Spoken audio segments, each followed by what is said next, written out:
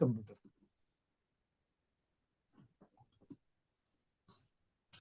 जी sir पहले आप बता रहे थे कंट्रीब्यूटरीज और उसमें डिफरेंस कुछ बता रहे थे, क्या है इसमें? असल क्या है, कंट्रीब्यूटरीज जो है वो कंपनीज एक्ट का एक टर्म है। कंट्रीब्यूटरीज का मतलब होता है कि members of the committee present और पास्ट और any other person who contributes to the assets of the company. जैसे उसमें अगर अनकॉल्ड शेयर भी है और मैंने कुछ घट रहा है तो कंट्रीब्यूट करेगा वो, तो उसमें फाइनेंशियल क्रेडिटर नहीं आएंगे, वो सिर्फ आएगा कंपनी का मेंबर पार्टनर इस तरह के, है ना। याद है, contributory means a member of the company, a partner of the limited liability partnership, and any other person liable to contribute towards the assets of the corporate debtor in the event of its liquidation. तो ये जो contributory है ये companies act का term है। और contributor जो है ना, वो तो लिक्विड एसेट्स में जो लिक्विडिटी कॉस्ट है उसमें जो कंट्रीब्यूट करता है, या इंसॉल्वेंसी कॉस्ट में जो कंट्रीब्यूट करता है financial creditors, they are called contributors. और contributory is a specific word, इसका दूसरा मीनिंग होता है। Sir sorry, if you see, मैंने डेफिनेशन ओपन कर दी है। If you able to see, जरा आवाज नहीं आ रही, बोलिए। मेरी आवाज औरों को आ रही है? आ रही है। हाँ, सर, मैंने पता नहीं कंपनीज हमको एक्ट में क्यों कम आती है। देखिए, no sir, the word as per the companies act is contributory means a person liable to contribute toward the asset of the company in the event of being wound up, right? Now I am taking it to IBC. Contributory. So आपने word लिखा था contributory और contributories, but the word is same in companies act and IBC. And now contributory means a member of a company, partner of LLP, or any other person liable to contribute towards the asset of the CD in the events of its liquidation. So the word is same, and IBC definition is different from the Companies Act definition, wherein it is means a person liable to contribute towards the asset of the company in the events of it being wound up. और यहाँ पर specific person बताया liquidation हुआ है, यहाँ पे liquidation है, फर्क यहाँ पे इतना ही है। हाँ यही है सर, बट ये आई थिंक आईबीसी तो आईबीसी का चलेगा ना, इफ क्योंकि word is same, contributory both in companies meaning same है सर। हाँ, a person हाँ who is contributing to the assets in the event of winding up or in case of liquidation, that is one and the same thing. या but wording different है, but meaning I think same ही है उसमें क्या है ना कि share कि होल्डर भी जो पुराने हैं, जो देखिए आज जो प्रेजेंट मेंबर्स हैं, मैंने मान लीजिए कोई डायरेक्टर छोड़ दिया बट स्टिल उसका मेंबरशिप है, मतलब उसका कुछ शेयर है, तो वो उसमें उसका पर्पस क्या होता है कि कंपनी की कोई लायबिलिटी अगर उस तरह की है तो नेचुरली ओनर में आ गया ना। जो भी कंट्रीब्यूटरी है वो एक तरह से मैंने शेयर होल्डर्स, मेंबर्स, पार्टनर्स, ये सारे ओनर ग्रुप में आ जाते हैं। तो उसको जो है कंट्रीब्यूट करना पड़ता है टुवर्ड्स एसेट। कोई कमी बेसी हो रही है और किसी को पैसा देना है, मतलब लायबिलिटी मीट करनी है, तो ये लोग कंट्रीब्यूट करेगा। तो वो स्पेसिफिक टर्म कंट्रीब्यूटरी एक अलग हो गया। और हम लोग जो कल भी बात कर रहे थे कि मतलब के टुवर्ड्स लिक्विडेशन कॉस्ट है ना, उसमें जो कंट्रीब्यूट करेगा तो उसको ऐसे बोल तो देंगे हम लोग contributory, but that contributory and this contributory is different. आप इसको कभी निकाल के देखिएगा अलग से, देन यू विल होल बड़ा चैप्टर है ये कंट्रीब्यूटरी का। तो उसको आप देखिएगा तो it has a different connotation, it has a different meaning in different context. और यहाँ पे जो था वो क्या था कि कंट्रीब्यूटर, इनफैक्ट वो कंट्रीब्यूटर वर्ड है। आपको कहीं पे कंट्रीब्यूटरी यूज हो रहा है कि नहीं आई डोंट नो, लेकिन उसमें क्या था कि जिस वक्त जो है, अब इसमें हम थोड़ा सा एक्सप्लेन कर दें कि जिस वक्त इंसॉल्वेंसी प्रोफेशनल वाला चल रहा होता है मामला, तो इंसॉल्वेंसी प्रोफेशनल कॉस्ट या जब लिक्विडेशन का डिक्लेयर होने लगता है, तब उस वक्त क्या करता है कि वो लोग मैंने कमिटी ऑफ क्रेडिटर्स, बहुत मन करता है खाने का। आवाज आ रही है? हेलो, पल्लवी जी की भी आ रही है आवाज तो। नहीं हाँ, वो तो कमिटी ऑफ क्रेडिटर्स जो है वो क्या करते हैं कि देखते हैं कि लिक्विडेशन कॉस्ट में कितना कम पड़ गया, मैंने जो लिक्विड एसेट्स है कॉर्पोरेट डेटर्स का, उसके बाद भी कॉस्ट में कुछ घट रहा है, तब उसको कंट्रीब्यूट करना पड़ता है किसको? Financial creditors only, no other creditors, only financial creditors. तो फाइनेंशियल क्रेडिटर्स जो उस वक्त अपने प्रोपोर्शन के हिसाब से जितना डेट है उसके हिसाब से कंट्रीब्यूट करता है। ये कंट्रीब्यूशन जो है उसको बाद में इंटरेस्ट के साथ वापस भी होता है। तो इन दैट सेंस कंट्रीब्यूशन और कंट्रीब्यूटर और कंट्रीब्यूटरी मैंने इसलिए लिखा था कि दोनों अलग अलग चीजें, पहले मुझे भी कंफ्यूजन था, but now I am very clear कि these two are entirely different thing.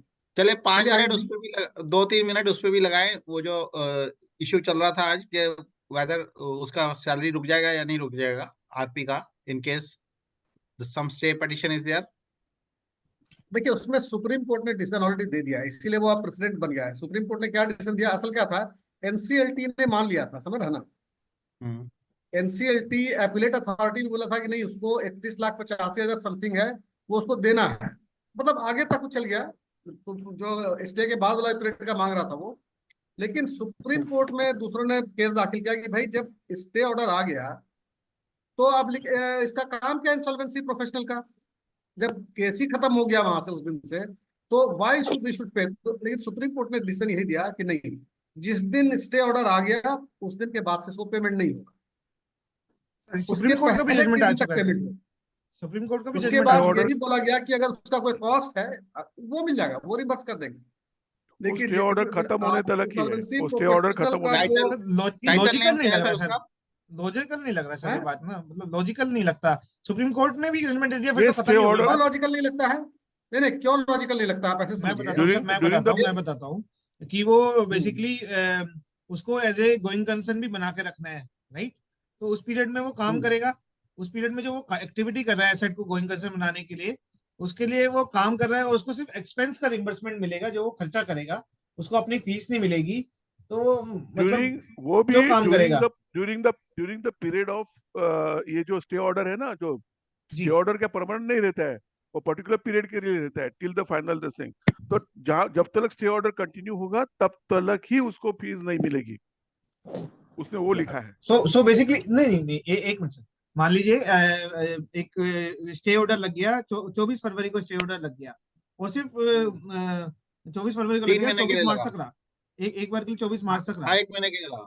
जी एक महीने के लिए रहा, तो क्या 24 फरवरी के 24 मार्च के बीच में उसे देखना नहीं है, ऐसे गोइंग कंसर्न बनाने के लिए उसको एक्टिविटी नहीं करनी है? हाँ, वो पहला क्वेश्चन। अब बिल रेज करने हैं, रिकवरी करनी है, और नहीं नहीं वो मैं बोल रहा हूँ उसका फीस के बारे में बोल रहा हूँ, एक्सपेंसेस No, के बारे no, में I नहीं am बोल रहा asking a question. I am understood it. I am trying to हूँ। हाँ, understand और the whole question. फीस के लिए बोल रहे हैं कि भाई फीस उतना नहीं मिलेगा जब तक स्टे ऑर्डर कंटिन्यू रहेगा, तब सर तक ही सर सॉरी नहीं, फॉर उतना नहीं लिमिटेड मिलेगा, पीरियड। कुछ भी उतना नहीं नहीं मिलेगा मिलेगा, सर। बढ़ नहीं कर सकते ना, नहीं मिलेगा, फीस नहीं मिलेगा, यहाँ पे बात हो रही है कि फीस नहीं मिलेगा।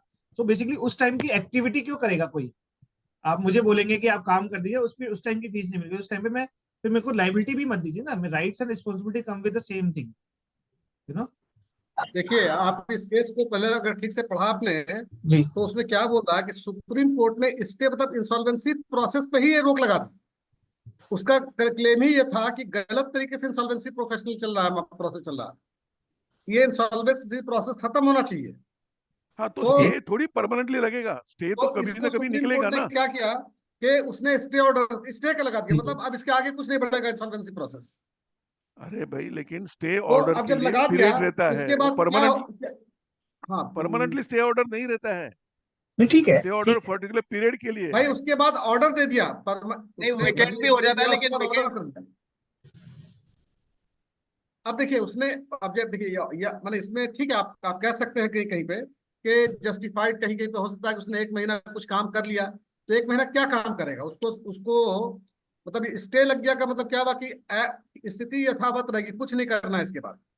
सर आप एक महीने का नहीं, स्टे नाम लेते लग हैं, गया मान तो लो इसका एक साल मतलब हुआ यह तो। है कि it has been return to corporate debtor. अगर वहीं हाँ, क्या पे बोलिए? CIP process has been stayed, this means hmm के the company is passed on to the या डायरेक्टर्स बेसिकली। क्या ये मीनिंग ले सकते हैं? ये भी इंपॉर्टेंट क्वेश्चन है, क्या वो उनके पास चला जाएगा फिर, राइट? आईबीसी से निकल। इंसॉल्वेंसी प्रोसेस पे ही स्टे लग गया, यार कंपनी को स्टे नहीं लग गया। आप इसको समझिए ठीक कि है, केस क्या था। केस को तो वही जो एप्लीकेंट जो लोग थे उन लोग क्या बोल रहे थे कि इंसॉल्वेंसी प्रोसेस चल रही नहीं चाहिए इस पे। मैं वही तो कह रहा हूँ ना, नहीं हाँ, चलेगा तो इसका मतलब वापस चला अब गया ना। सुप्रीम लेकिन कोर्ट ने स्टे लगा दिया, मतलब सीआईएफ ठीक है, नहीं आगे नहीं बढ़ेगा ये।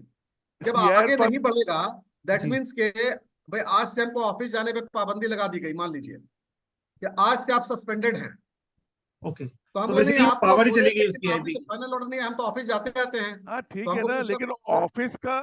ऑफिस का फिक्स एक्सपेंसेस तो कंटिन्यू रहेगा ना, तो उसके लिए तो एक्सपेंसेस तो चलेगा ना, आप नहीं जाएंगे, आपके लिए सस्पेंड किया है, लेकिन ऑफिस तो चालू है। तो तो ऑफिस इसमें एज अ गोइंग इसमें क्या कंसर्न, बोल एज रहा अ है, गोइंग ये तो बोल कंसर्न, रहा एज अ है कि गोइंग जब Sir, कंसर्न। सेंसर देखिए, नहीं ब- सर, क्वेश्चन इज एक व्हाई ब- RP will work, why RP will take Bansal साहब जी बिल्कुल, बंसल हाँ साहब आपका क्वेश्चन बिल्कुल ठीक था। जो अभी मुझे समझ में आया अनवर साहब की उससे, और सब बाद में आफ्टर माय स्पीच वो बोल, आप अग्री करना है या डिसएग्री करना है इस पर। इट मींस वो सीडी के पास चला जा रहा है पावर, अगर आईपी हाँ प्रोसेस में सीडी के रोक पास लगा चला दी, रहा है तो ठीक है, सीडी इज उसको नहीं मिलेगा फिर।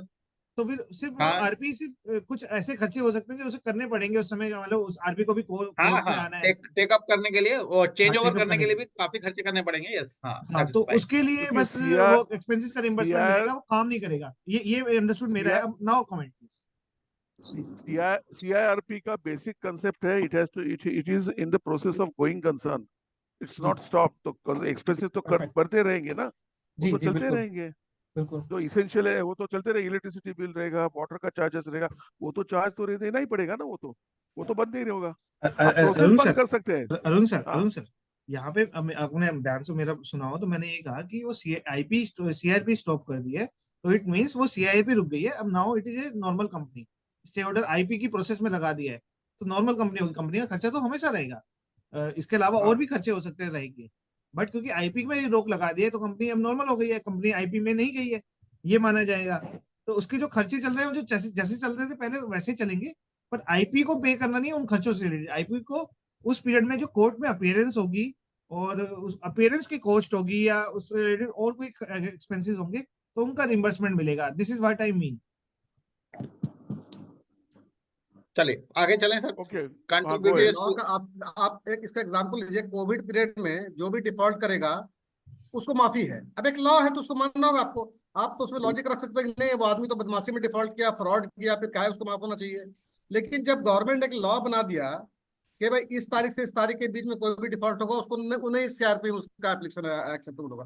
तो आप माने फालतू इधर उधर हमको भटकने से ज्यादा बेहतर है कि जब सुप्रीम कोर्ट ने कह दिया कि इसको फीस नहीं पे होगा, फीस कब तक पे होगा, ऑर्डर स्टे ऑर्डर के ठीक एक दिन नहीं पहले सर, पूरा केस तो मान थॉरोली लेना है। पढ़ें तब पता लगेगा सर, फैक्ट्स नहीं अनवर पता ना साहब, ये हमारे को। केस सुप्रीम कोर्ट की जजमेंट दे देना मेरे पास, एनसीएलटी की थी, सुप्रीम कोर्ट की नहीं थी। Please share if you have the. हाँ आप केस देना, मैं उसमें से निकाल लूंगा, कोई दिक्कत नहीं है। इसमें तो इसका केस, साफ बोल दिया इसलिए वो उसको केस मान टाइटल लिया हम देना लोगों मेरे को, ने। केस टाइटल देना, मैं देख लूंगा उसमें है क्या हाँ जो आप भेजा था। नहीं, केस हाँ तो है डाला तो है मैं जी निकाल इन्होंने भी। लूंगा। आज युवराज जी ने भी केस डाला है, उसी केस को डाला है। नहीं, हाँ एनसीएलटी ठीक है, मैं चेक एनसीएलटी का है कर सर, एनसीएलटी का है सर, वो सुप्रीम कोर्ट की जजमेंट नहीं है। ठीक है, मैं चेक कर लूंगा, नहीं, आगे गया होगा वो। हाँ एनसीएलटी और का है, उसके बाद सुप्रीम कोर्ट का फाइनल डिसीजन है। जी वो शेयर चलिए करना, आगे वो चलें मेरे सर, पास नहीं है। आगे चलें सर इसको।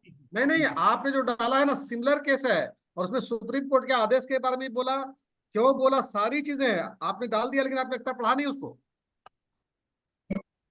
When you will उसमें go through सर, the उसमें whole नहीं था case, sir. Sir I think उसमें नहीं था। it has been made very clear in that. Okay, but I think supreme उसमें कोर्ट का नहीं था, जितना फाइनल मैंने डिसीजन रीड किया है। था। जो मेरी ऑब्जर्वेशन है उसमें नहीं था, वो उसमें सुप्रीम कोर्ट का नहीं था। ओके प्लीज आप वाला भी प्लीज मैंने प्लीज। पढ़ा, सिमिलर केस है, सेम केस है, जो हमने आप डाला एक और काम आपने डाला, करिए, सिमिलर डाला दोबारा हम लोगों ने। दोबारा भेज देंगे क्या उसके ऊपर, थोड़ा सा फिर से दोबारा शेयर करेंगे उसको। अनवर साहब प्लीज शेयर, अनवर साहब प्लीज शेयर। क्या चीज? जो सुप्रीम कोर्ट वाली लाइन है ना, वो प्लीज शेयर के। नहीं नहीं, आप अपना जो आपने जो आप भेजा ना उसी को कि रिजोल्यूशन जी जी professional will not be paid fee, उसी जी केस जी, को खोलिए ना, आपके पास तो है वो सामने आपके, आप डालिए उसको व्हाट्सएप से निकल के, ये लीजिए, उसको ये शेयर कर लीजिए। दीजिए। ये बट ये तो देखिए ना केस कितना छोटा सा है। It is before NCLT. NCLT का है सर ये। हाँ एनसीएलटी और एनसीएलटी 4 पेजों का है सर, इसमें कहाँ सुप्रीम कोर्ट का आ जाएगा? 5 पेजों का, तो 4 पेज का ऑर्डर है, एनसीएलटी का ऑर्डर है नहीं नहीं, मुझे। एनसीएलटी है सर, एनसीएलटी ऊपर लिखा तो है सर, कहाँ principal bank new supreme Delhi. Court का ये ना, सुप्रीम कोर्ट का क्या लिखा हुआ है? सर सुप्रीम कोर्ट का ऑर्डर नहीं है इसमें, मेरी जो रीडिंग थी उसमें भी नहीं था। आई थिंक आपने कहीं आप और पढ़िए से पढ़िए रीड क्या किया है। लिखा हुआ है, देखिए, नहीं पढ़ लीजिए क्या लिखा हुआ है, देख लीजिए। Okay, the appeal has been filed against the order. Sir ये तो एनसीएलटी का जजमेंट है, तो वहां पे आ भी नहीं सकता। चलो मैं पढ़ लेता हूँ। The appeal has been filed against the order dated 16th of December 2021 passed by Educating Authority NCLT Mumbai branch, filed by the RP for reimbursement of rupees 30,81,719 has been allowed. The CIRP was initiated in the present case by order dated 5th March 2018 passed by the Educating Authority in respective case, committee of creditors was formed on 26th June 2018 and IRP was appointed. On 11 July 2018, the suspended board of directors filed company appeal 80 before the tribunal, which appeal was ultimately dismissed by the tribunal, against which the matter was taken to the Honorable Supreme Court. That is civil application number this 11,020 of 2018. Honorable Supreme Court on 26 November 2018 passed an interim order which is to the following effect: application seeking exemption from filing certified copy for the of the impugned order is allowed. Issue notice: there shall be stay of insolvency proceedings in the meantime. हाँ, Subsequently, देखिए, no sir ये तो stay of appeal का supreme court ने stay of appeal का उसका पास किया है, हाँ सुप्रीम कोर्ट ने ऑर्डर दिया, ठीक है, उसने दिया ना स्टेक ऑर्डर। इंसॉल्वेंसी प्रोसीडिंग के लिए किया है ना सर वो तो basically there will be stay, insolvency proceeding पे स्टे Hello? रहेगा, तो उसके बाद सॉल्वेंसी प्रोफेशनल क्या सर करेगा? वो आगे ओके बढ़िए, आगे है बढ़िए। सर, हमारा मेन जजमेंट ये थोड़ी कि इंसॉल्वेंसी प्रोसीडिंग ने उस केस को स्टे किया या नहीं किया। हमारा मेन प्रोसेस है आरपी की फीस का क्या होगा। आगे पढ़िए, 2 नंबर से पढ़िए, 2 नंबर से पढ़िए। दो नंबर से पढ़ता हूँ। Subsequently the civil appeal number 11,020 of 2018 was allowed by the Honorable Supreme Court by judgment dated 2nd September 2019, and the application filed by financial creditor was held to be barred by that time. Appeal were allowed and the order passed by the adjudicating authority as well as this appellate tribunal were set aside. The adjudicating authority in the impugned order has calculated the fee of RP during the period of 13th June 2018 to 2nd September 2019.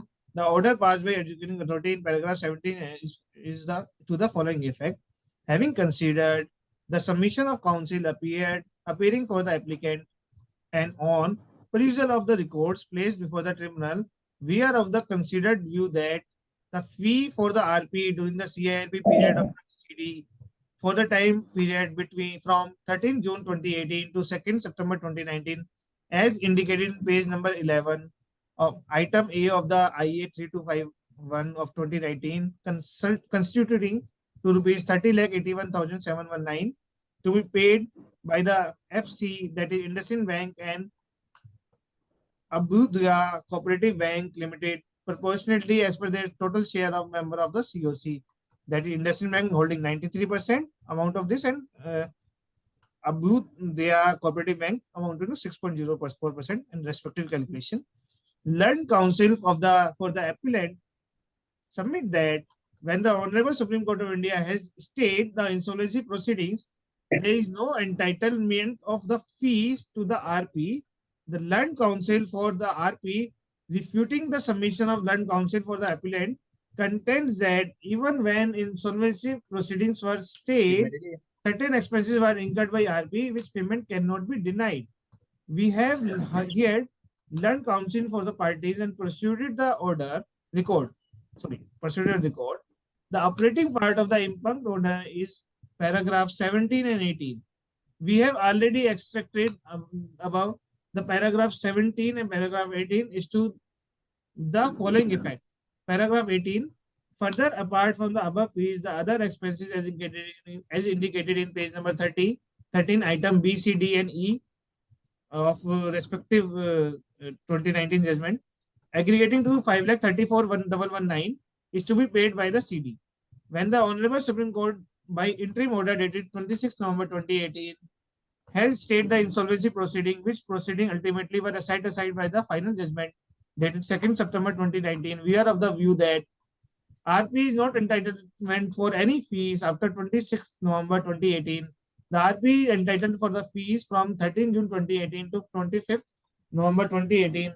Hence, the order of adjudicating authority in paragraph 17 is modified to the effect that to the above extent that RP fees shall be entitled to fees from 13 June 2018 to 25th November 2018.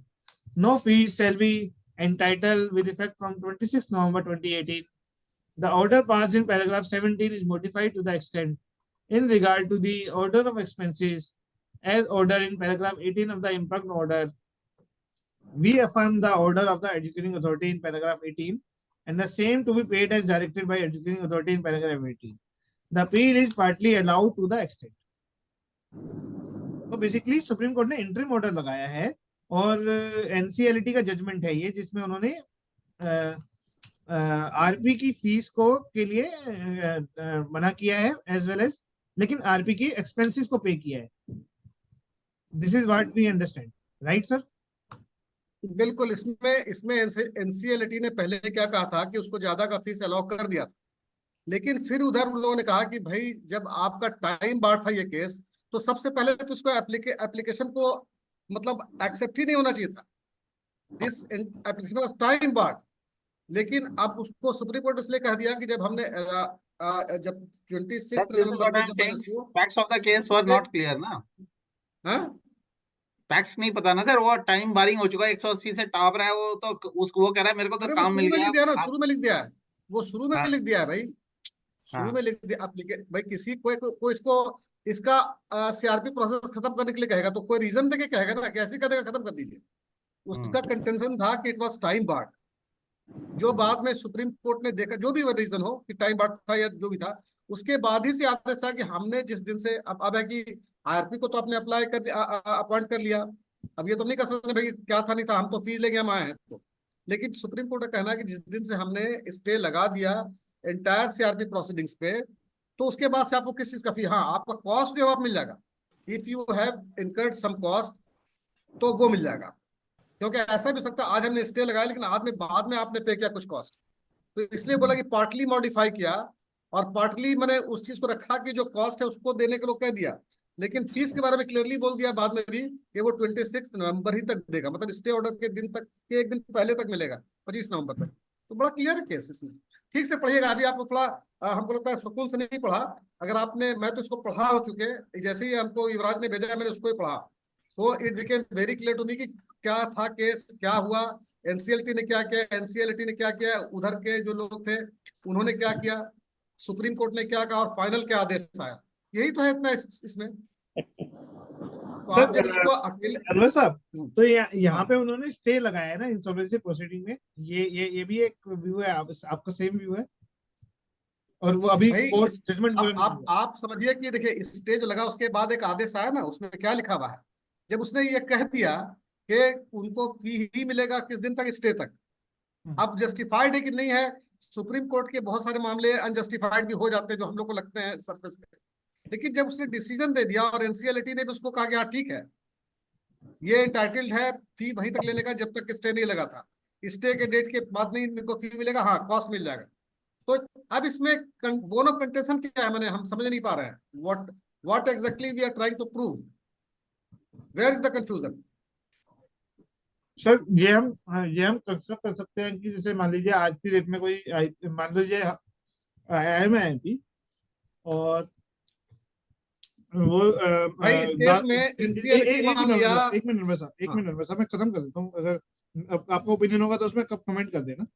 नहीं मान इसमें लीजिए क्या क्या दिक्कत कहाँ, मैंने कहाँ ऐसा लग रहा है कि ये गलत है या ऐसा नहीं लिखा हुआ, यू क्लियरली मैं टेल मी, बताता हूँ, मैं बताता हम लोग को हूँ बताइए कि उसमें। क्या गड़बड़ा लगा इसमें।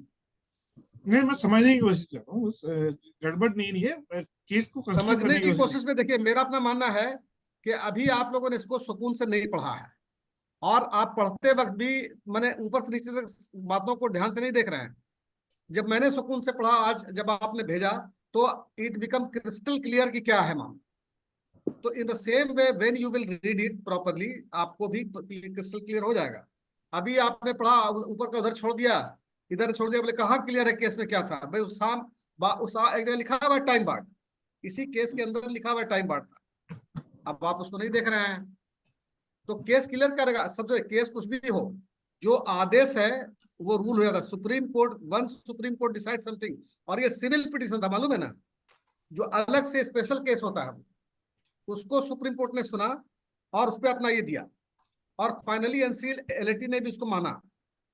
भाई अब तो नेचुरल है कि सबसे सुप्रीम पावर तो वही है, और वो भी सिविल, वो अलग से जो केस होता है जहां पे लगता है कि हमारे पर्सनल राइट्स पे हनन हो रहा है, तो उन लोगों ने उस लॉ के अंदर में अपील किया था उधर, और एनसीएलटी अपना, जैसे हम लोग समझ रहे एनसीएलटी ने उसको समझ के ऐसा कर दिया, लेकिन फाइनली जब मैटर बॉइल डाउन हुआ तब पता चला कि नहीं, उसने कहा है कि आपको जब वहां एक नोट कह दिया आज से इंसॉल्वेंसी प्रोसीडिंग्स नहीं चलेगा, तो उसका कहना है कि जब नहीं चलेगा तो वाई फी, माने सुप्रीम कोर्ट अपने उस लॉ के पॉइंट से चल रहा है कि भाई हमने जब आज के बाद से स्टे लगा दिया कि इसके बाद से कोई इंसॉल्वेंसी प्रोसेस नहीं चलेगा, तो फिर इंसॉल्वेंसी प्रोफेशनल क्या करेगा जब हम बोल रहे हैं कुछ नहीं चलेगा? आपको क्यों फिक्र है कंपनी डूब जाएगी, उसको गोइंग कंसर्न पे चलाना है? मैंने एक तो पढ़ लिया तो हम, अरे अब अगर हमको कोई बोल देगा आज से आपको इस घर से कदम नहीं निकालना है, बोले नहीं कैसे नहीं निकालेंगे, बाहर में चोरी हो सकती है, कुछ रखा हुआ, मतलब जो रू आपको जो इंस्ट्रक्शन दे देगा यू हैव टू फॉलो। बोले नहीं हम तो बाहर निकले, थोड़ा घूम के देखा चौकीदारी क्या, उसका पैसा दीजिए। आपको बोला जा रहा है कि आपको नहीं निकलना है, आपको कुछ नहीं करना है इसके बाद से। आप सुप्रीम कोर्ट सुप्रीम अथॉरिटी है भाई। मैं सिंपली मजाक में कर रहा रूल हूँ 2A कि से पढ़ते हैं, this is the rule position। 2A contributory liquidation cost, यहाँ से स्टार्ट करते हैं। Close 1, where the committee of आपको creditors यहाँ से पढ़ना शुरू करना। did not approve a plan under sub-regulation 3 of regulation 39B of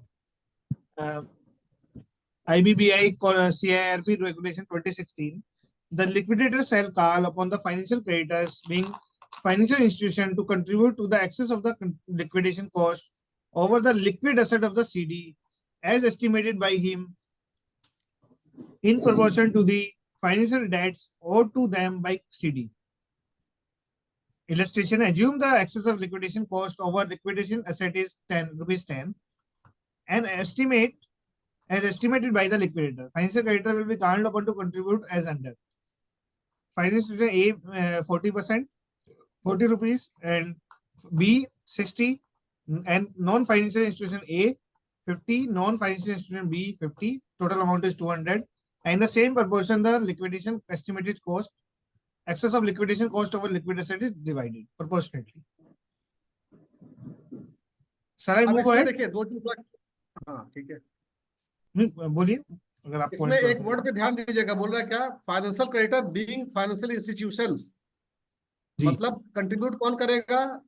जो अगर कुछ मैंने लिक्विडेशन एसेट, मतलब अगर अगर अगर कॉर्पोरेट डेट के पास लिक्विड मनी है और वो लिक्विड एसेट जो हमारा लिक्विडेशन जो कॉस्ट है उसको मीट कर रहा है, तब तो कोई दिक्कत नहीं कंट्रीब्यूट करने का।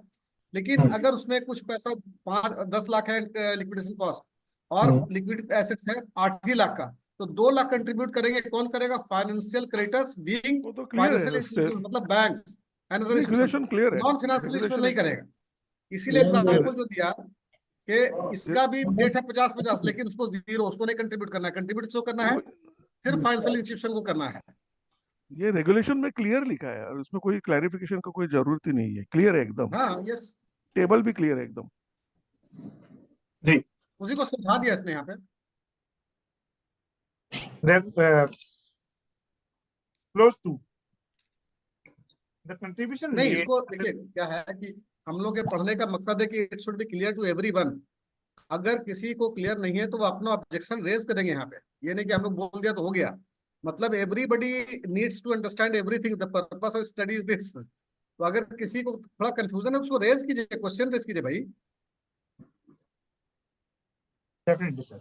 तो Close 8-10 आदमी ये सबको the क्लियर है। contributions made under the plan approved under sub-regulation 3 of regulation 39B of CIRP regulation 2016, or contribution made under sub-regulation 1, as the case may be, shall be deposited in a designated escrow account to be open and maintained in a scheduled bank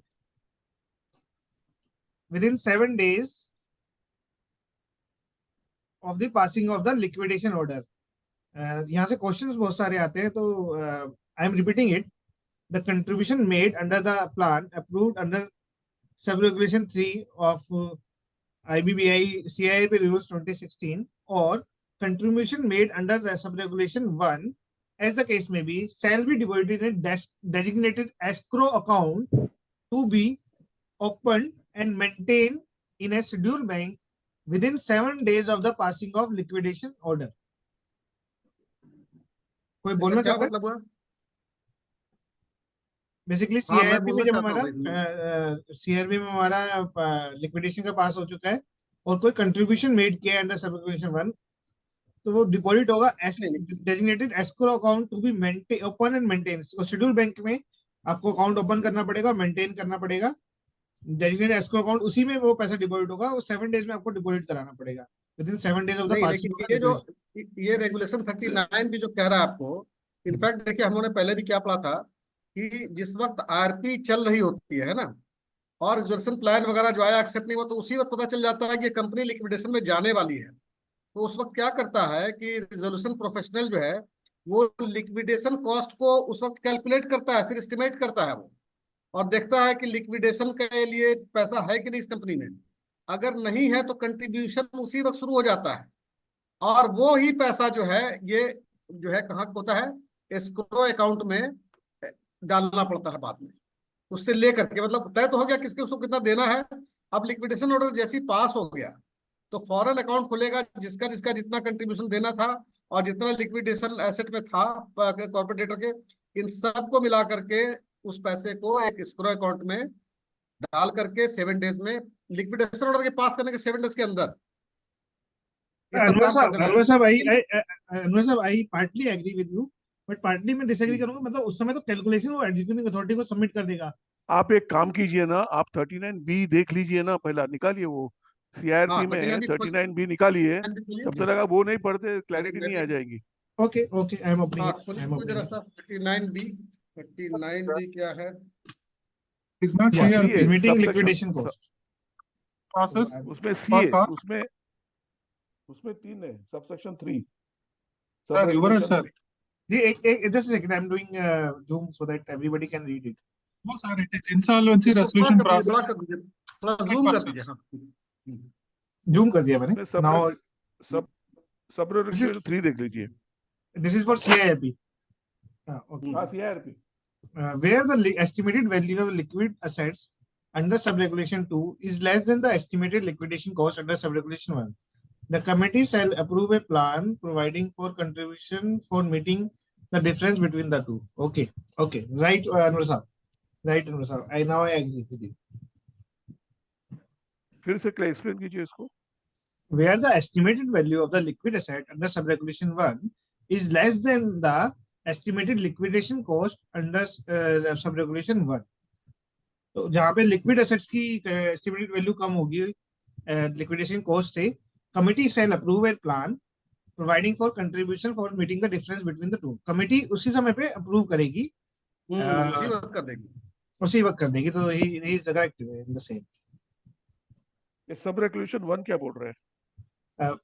sub regulation मैं पढ़ लेता हूँ। While approving a resolution plan under subsection 4 of section 30 और deciding to liquidate a CD under subsection 2 of section 33, the committee shall make an best estimate of the amount required to be made liquidation cost in consultation with RP in the event an order for liquidation is passed under section 33.